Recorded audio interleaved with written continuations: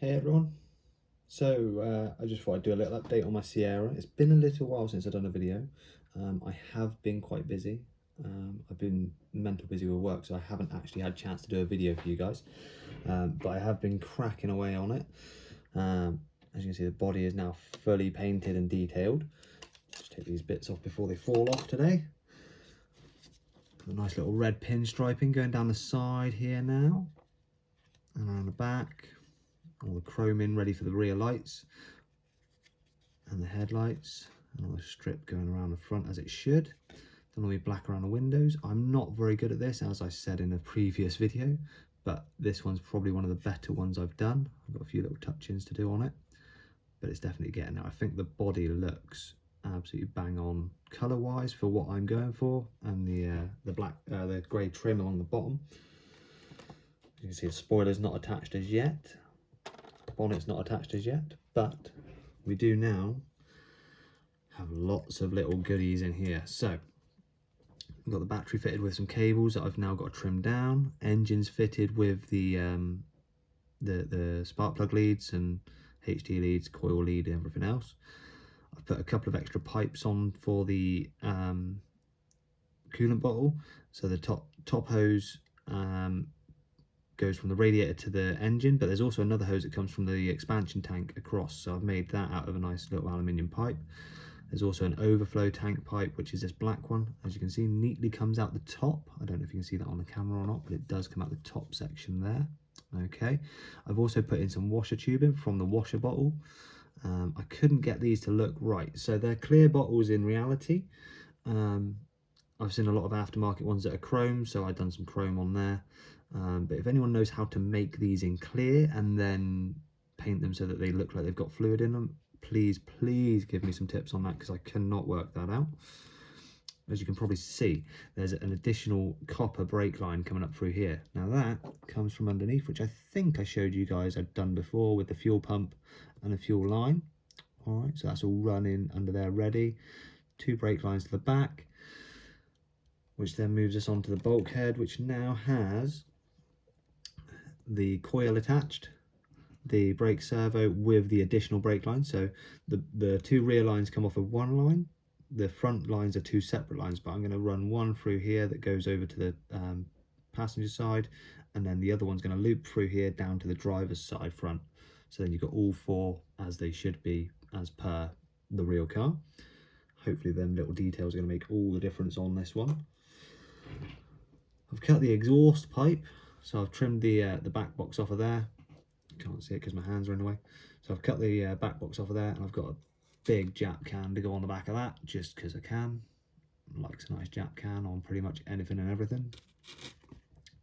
I've got some other details to go into the engine bay as well, which I don't know if I showed you these before, but I'm very pleased with these. So this is the metering unit and the inlet manifold, the air intake and stuff like that. Metering unit on these K-Jet systems has got a black pipe going, black fuel line feed, and then the red fuel lines feed the injectors. So they all look really nice on there. I think I've done quite well with them, even if I do say so myself.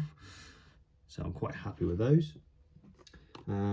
Yeah, not a lot else to really say at the moment, other than I've done the interior. I've also got a whole load of stuff painted over here that I haven't got around to fitting yet. But the interior, I went a little bit overboard on the interior, trying to get some extra detail in here, because there's not a lot to start with. So we'll start with the dash. If you can see it, I hope you can. I've painted all the little bits in here, all to match as per the real car. So I've got some satin black on the center console and stuff like that. All of this is all rubber black on the rubber parts, and then semi-gloss on the slightly plasticky parts. I've created some seat belts for it, as you can probably see, and some buckles and some I can't remember what they're called, the clips that go into them. They're all scratch built from nothing, so quite happy with those, and I think they really finish the interior off. Looks proper period correct. On this particular model, the back of the seats doesn't exist. There's no backing for the seats, so I've actually filled those in with milliput and got that to look like a complete seat again. So that's now finished. I'm really happy with how that's turned out. Hopefully you guys like it as well. But yeah, I'm really happy with how the interior's come out. Then I'm on to wheel choice. So these are the factory pepper pots, and these are the free spokes that I'm tempted to put on it. I'm pretty sure I'm going to go with the free spokes. I need to get some kind of center cap decal for them, but the pepper pots just look too small and just don't suit the car. They never did in reality either. Whereas the free spokes are a proper 90s mod. My dad had a Sierra XR4i in this colour with free spokes on it, so that's more sort of what's pushing me to go for the free spokes. I'm really enjoying this build. It's taken me a lot longer than normal because I'm putting in all these extra details, but hopefully it's worth it. You know, I'm quite impressed with myself with what I've got away with. Some bits painted on the sprues here, on the tree, sorry. Ready to go on. So this is tonight's job of trying to get all the suspension in, brakes on it, the rear axle, rear suspension, and then all the front suspension and stuff like that.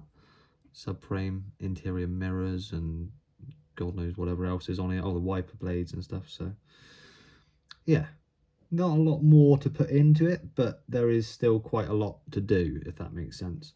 Tidying up all the extras that I've put in, these cables and stuff, to make them look right where they're going and stuff like that's going to be an absolute nightmare, but hopefully it's going to be worth it.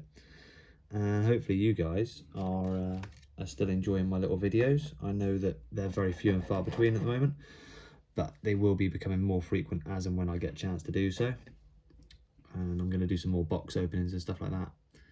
But that just looks so good, doesn't it? Let's be honest. Proper 90s car or an 80s car. Period correct colours. Just looking absolutely as it should do.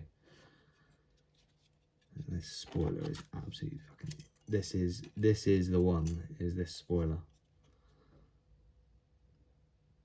Just finishes it right off. That's going to sit on there nicely like that when it's actually on the car.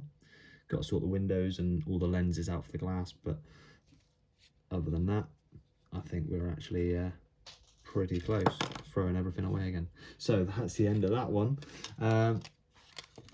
Give us a like, a subscribe. I'm going to find what I've dropped on the floor. Sorry, it's only one of my toothpicks, so that's fine.